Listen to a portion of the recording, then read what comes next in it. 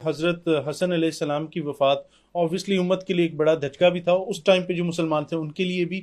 سر ایک میں آنا چاہ رہا ہوں، ایک روایت ہمیں ملتی، کچھ روایت میں ملتی، کچھ علماء کرام بھی کہتے ہیں کہ حضرت حسن علیہ السلام کی جو وائف تھی انہوں نے ان کو زہر دیا تھا۔ کیا اس میں کوئی صداقت ہے؟ کیا واقعتاً ایسے ہی ہوا تھا؟ جی ایسے ہی رپورٹ ہوا ہے جی، اہل سنت کے ہاں حدیث کی کتابوں میں باقاعدہ مصنف ابن ابی شیبہ میں موجود ہے کہ انہیں زہر دیا گیا اور زہر کی وجہ سے ان کی انتڑیاں جو ہیں وہ کٹ گئیں، اور جب وہ رفع حاجت کے لیے جاتے تھے تو بڑی تکلیف سے گزرنا پڑتا تھا، تو ان کی بیوی کے ذریعے زہر دلوایا گیا۔ بیسیکلی تو وہ ایک اعلی کار بنی نا، تو زہر دینے والے وہی لوگ تھے جنہوں نے پھر حسن ابن علی کی شہادت کے اوپر پھر خوشیاں منائی۔ اور حاکم وقت نے سنن ابی داؤد کھول کے پڑھ، میں کوڈ ورڈز میں ہی بات کرتا ہوں، سنن ابی داؤد میں 4131 نمبر حدیث آپ پڑھ کے دیکھ لیں تو آپ کو پتہ چل جائے گا کہ حسن ابن علی کی شہادت کی خبر جب حاکم شام کے پاس پہنچی تو وہاں پہ صحابی موجود تھے، مقدام بن مادی کرب، تو وہ ان کو حاکم وقت کہتے ہیں کہ جی آپ کو پتہ ہے کہ حسن ابن علی جو ہے وہ شہید ہو گئے ہیں؟ تو انہوں نے پڑھا انا للہ و انا الیہ راجعون۔ تو حاکم وقت نے کہا کہ اے مقدام، تم حسن ابن علی کی موت کو مصیبت سمجھتے ہو؟ تو پاس ہی ایک چمچہ بیٹھا تھا اس حاکم کا، اس نے کہا کہ حسن تو ایک آگ کا انگارہ تھا، اسے اللہ نے بجھا دیا، نعوذ باللہ، کیونکہ حسن کے ساتھ صلح کی تھی نا انہوں نے شرائط کے اوپر، بالکل تو ہر ٹائم یہ ٹینشن تھی کہ اگر ہم نے وہ صلح کی شرائط پوری نہ کی، ان میں سب سے آخری جو کریٹیکل شرط تھی وہ یہ تھی کہ آپ نے اپنے بعد امت کو شورا کے حوالے کرنا ہے، یہ نہ ہو کہ آپ اپنے بیٹے کو حاکم بنا کے چلے جائیں، اور وہی انہوں نے کیا۔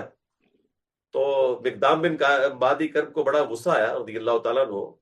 انہوں نے کہا کہ تو نے یہ بات کر کے مجھے تکلیف پہنچائی ہے، تو میں بھی اس وقت تک یہاں سے نہیں اٹھوں گا جب تک کہ میں تمہیں غصہ نہ دلاؤں،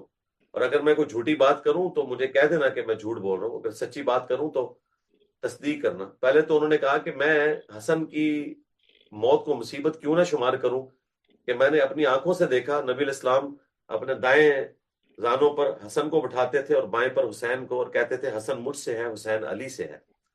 تو ان کی موت امت کے لیے مصیبت کیوں نہیں ہوگی؟ اور پھر انہوں نے کہا کہ میں تمہیں اللہ کی قسم دے کر پوچھتا ہوں کہ کیا نبی علیہ السلام نے سونے اور چاندی کے برتن استعمال کرنے سے امت کو منع نہیں کیا؟ تو حاکم وقت نے کہا کہ بالکل منع کیا تھا۔ پھر انہوں نے کہا میں تمہیں اللہ کی قسم دے کر پوچھتا ہوں کہ نبی علیہ السلام نے مرد کے لیے ریشم کا لباس پہننے سے منع نہیں کیا؟ تو حاکم وقت نے کہا کہ ہاں میں تصدیق کرتا ہوں کہ منع کیا تھا۔ پھر انہوں نے کہا میں تمہیں اللہ کی قسم دے کر پوچھتا ہوں کہ نبی علیہ السلام نے درندوں کی کھالوں کے اوپر اور درندوں پر سواری کرنے سے منع نہیں کیا؟ یہ تکبر کی علامت ہے۔ تو انہوں نے کہا کہ ایسے ہی ہے۔ تو انہوں نے کہا کہ یہ تینوں کام تیرے گھر میں ہو رہے ہیں جن سے نبی علیہ السلام نے منع کیا تھا، تینوں حرام کام۔ تو حاکم وقت نے اپنی غلطی مانی،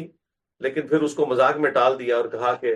مجھے پتا تھا مقدام، میں باتوں میں تم سے نہیں جیت سکتا،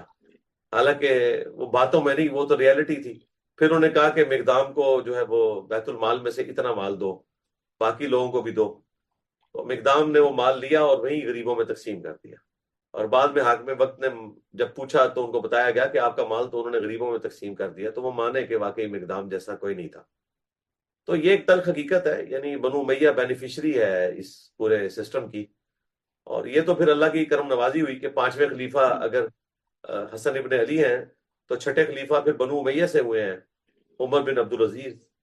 اور انہوں نے آ کے بنو امیہ کا وہ گند صاف کیا جو حکمرانی کے لیول کے اوپر انہوں نے امت کے اوپر تلوار کے زور کے اوپر ایک ظلم والی حکومت جو ہے وہ مسلط کی ہوئی تھی۔